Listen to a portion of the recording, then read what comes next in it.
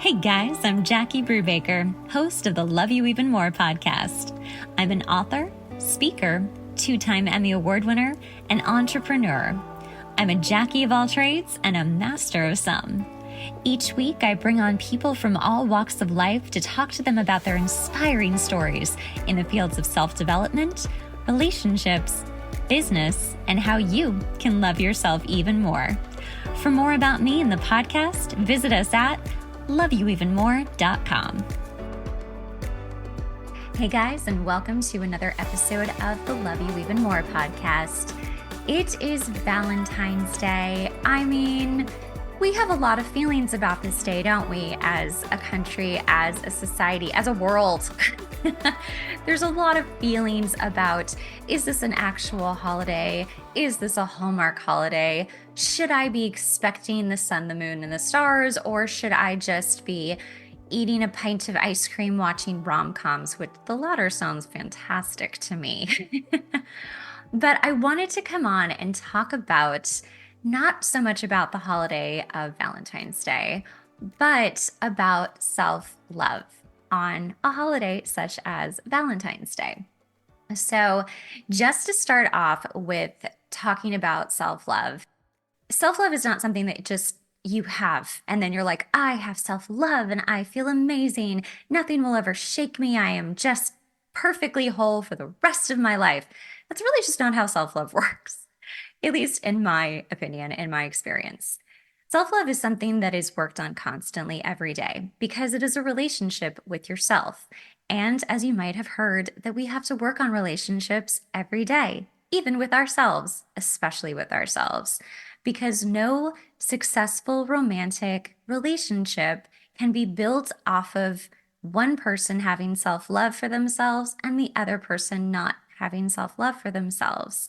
Now, varying degrees of self-love we can get into, but the truth is, if you are looking for a romantic relationship, there's no way you're going to find it if you are not loving yourself wholly and you are not feeling that you are worthy of someone who loves you as much as you love yourself. You should try to get to this place where you're like, I'm good whether I have someone or not, because I give myself the love that I would want with a partner. And then when people do come in, you can literally ledger it and be like, do you love me as much as I love me? Can you give me more love than I can give myself? Can you appreciate me as a person, warts and all? Can you love me? Because I can, because I have learned to love myself, warts and all. I love that saying. I actually so I had a relationship when I was younger. It was very serious. And when we finally decided to end things after years, we wrote each other love letters. And it was very sweet and very heartbreaking because, you know, we're young. I was in my early 20s or something like that. Maybe I was 25. Who knows? Actually, I think I was 25. And so he wrote me this beautiful goodbye letter. Mind you, we are still friends to this day and we still check up on each other and it's all good. But I remember him writing, you loved me, warts and all. And I know it's such a weird little sentence, but at the time I had never really heard it. And maybe this is the first time you're hearing it too. And you're like, what in the hell does that mean? But really simply, what it means is what you think it means. You love someone, whether they have warts, whether they are weird, for everything that they are, which is good and bad. And you love them for them. And that is something that's really hard to do these days in romantic relationships. A lot of people are hiding who they are. They're masking who they are. They're pretending to be what they think the other person really wants them to be. And at the end, you can't hold that up forever. You know, you're going to break, you're going to crumble. And FYI, that person's going to see right through it. They might not see everything all at once, but they will. And that's not based on honesty. And that sure is not based on self-love, because if you really loved yourself, warts and all, you wouldn't be going into a relationship trying to hide these things. So let's actually talk a little bit about the parts of ourselves that we don't love, right? Because we can love the parts of ourselves we love, you know, as small or big as they are. everybody's kind of on their own like spectrum of like love, like how much or how little do I love myself? But, loving yourself isn't like, oh, I'm hot shit, I'm amazing, like blah, blah, blah. Well, maybe you think you're amazing, and that's great. That's actually really good. But it's really about just appreciating the uniqueness of you. And that is something that I know all of us struggle with because we are not alike. No one is like somebody else. We can have characteristics of other people. We can feel that we are part of a tribe. We can associate with other cultures and races and backgrounds. But, at the end of the day, each person is their own unique soul and individual. And you are going to be different. You are going to feel like an alien.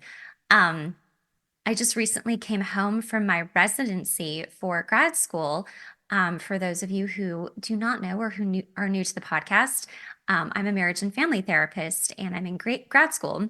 And so I went to my residency to work on people, and all of us little new therapists were just like, oh my God, like this is so intense. And what happens is you start really second guessing yourself. You're like, I don't know if this is the right profession for me. And you start to like wonder if other people are better than you. Are they better at what they do? Maybe you were fooling yourself, imposter syndrome, all of these things. And you start to just wonder, like, am I good enough? Simply because you started comparing yourself to other people. And by the end of 5 days, it was a long journey. By the end of 5 days, I actually was so grounded in who I am and what I'm here to share and what my unique gifts are that will help people as a therapist that it made me calm down. It made me ground more into who I am and more into the self-love of like, I recognize the parts of myself that are strong. And the parts that are not strong, let's do some work and let's actually like sit down with those parts that make you feel less than, make you wonder if you're good enough, all of the above, right? Pick the adjective. And like, let's figure out where the root of that is. This is not the episode to really get into this, but honestly, part of why people are having a problem with finding self love for themselves is because they really don't want to look deep, deep down. A lot of people would choose to rather turn away, not face, those scary demons or the skeletons in the closet. They're just like, nope, you know what? That was a long time ago. I don't want to think about it. I'm just going to keep moving on. And I do have a bone to pick with people who are like, just get over it. Just get over it and just move on. I understand what they're trying to say, but I think that there's a different way of approaching this in order to create better self-love to move on, right? To get over it and move on. But you have to give yourself the grace and the lovingness to love yourself even when you don't feel good enough and to be like, you know what? Okay, there's this part of myself that I really don't love, and I want to learn how to better it. Maybe you need some work on it, right? We're not all perfect. Just because we are our unique selves doesn't mean that like we don't have areas that need improvement or we need advice or help. Therapy, guys, huge thing, really works. Like look at it that way of okay, I'm lacking in this area. So let me go find the help to fix it, or let me do the work to fix it, whether that's with someone else or myself.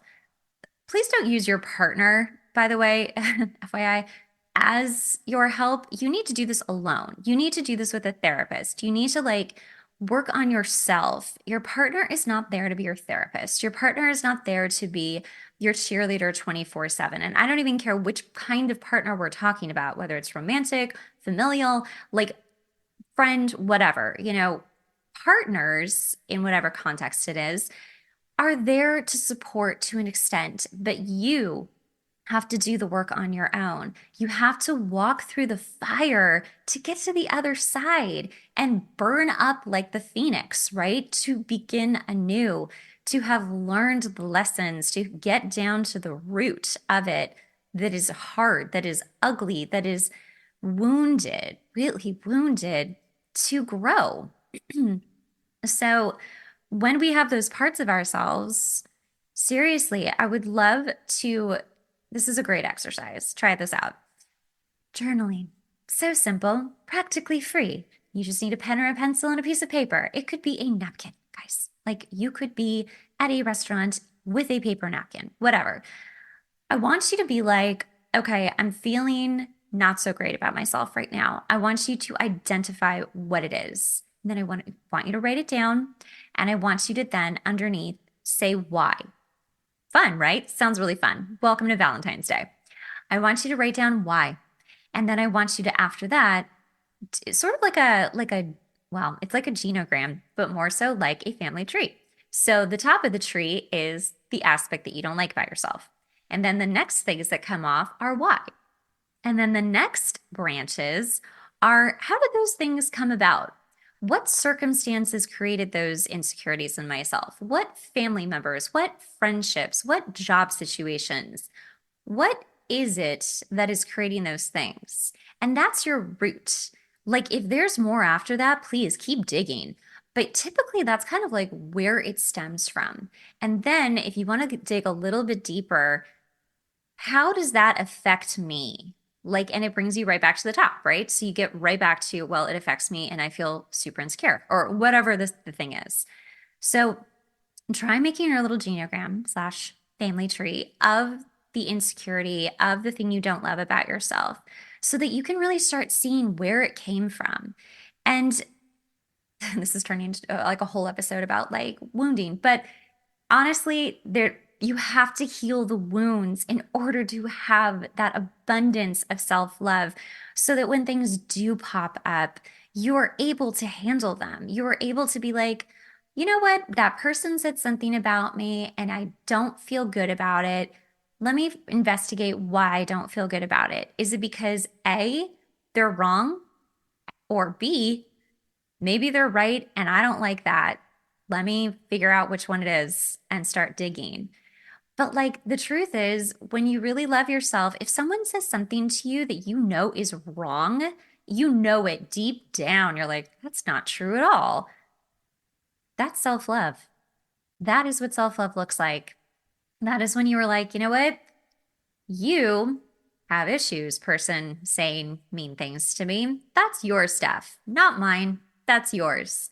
I know who I am. I know my truth. And I am going to move forward knowing that and leave you to figure out your own stuff. But I'm not going to give any more energy to it. That's if it's like, a person like circumstantial. If it's yourself, if you catch yourself being mean to yourself, I want you to be like, wait, is it true? Or is it something I've been telling myself for a really long time that maybe is an old story? Wow, I'm giving you so many exercises. You guys are going to be so tired by the end of the day. But is it true?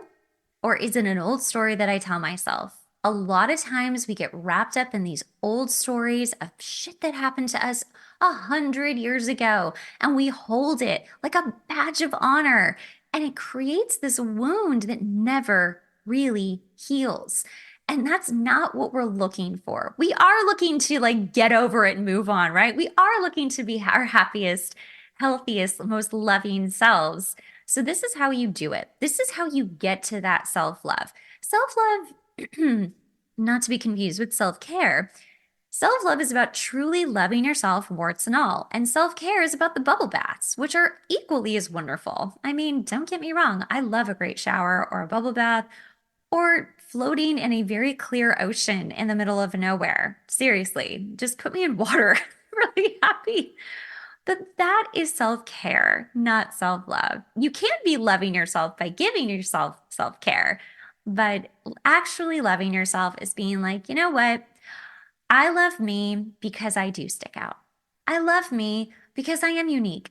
I love me because I don't fit in, because I am an alien. Because we all are little aliens. Really, we are just these adorable, unique, silly little aliens walking around, bumping into other little aliens and being like, hey, we're kind of similar. But we're also kind of not similar. And like, that doesn't make you less than because you're not like somebody else. Really. this is what we're driving into. Like, we are in the age of Aquarius. It's finally happened. If you follow astrology, we have moved into this 20-year period of the age of Aquarius, where it's all about being our little alien selves and being unique and forming communities based off of our uniqueness. So, with Valentine's Day, I really hope that whether you are with someone or you are not with someone, I hope that you take some time today to really look at what you do love about yourself. And I don't care how small it is, you could just be like, I really love my elbow. Okay, it could be like that. It could be super, like, really small, whatever. It could be as big as, you know what, I really love my heart. And I'm really grateful that I can love as deeply as I can, right? Figure out where you're at with the love and go there. And then also, if you get triggered, if you feel sad today because you're alone, I really want you to like identify, what is it? Am I lonely? What is it? And start doing the little family tree of what is triggering me. Is it true? Is it an old story? And then, why am I feeling this way? And how did that come about? Where did that come about from? But to wrap this episode up, this fun little Valentine's Day episode, which I am just so excited to be putting out, I really hope today that you take the time to really love you for you, to really know how special you are and unique you are, and how good that is to be as unique and special as you are, to not listen to the naysayers, whether they exist now or in your past. I really hope that even if it's just for 5 minutes and you set a timer today for 5 minutes, to just really think about one thing that you truly love about yourself and appreciate it. Appreciate you, because the only way any of us are going to find ourselves in a happy, healthy relationship is coming in whole. That whole "you complete me" stuff, that's not real. It might complete a romantic section of your life, but the love section, that's you. You have to love yourself even more. You really do. So that you know you will always be loved enough, and that when someone else comes in, they can add and overflow that love you already have for yourself. And you can give them the kind of love that they deserve. But we've all got to come as a full cup here, right? That's why I made water bottles with positive affirmations. By the way, the water bottle says, "You are so loved." So you drink that all day. You are so loved. Drinking all day. So literally, fill your cup today. Have it overflow. Give love to others today, and really bask in love today. I really hope that you guys have a beautiful Valentine's Day, and I will see you next time.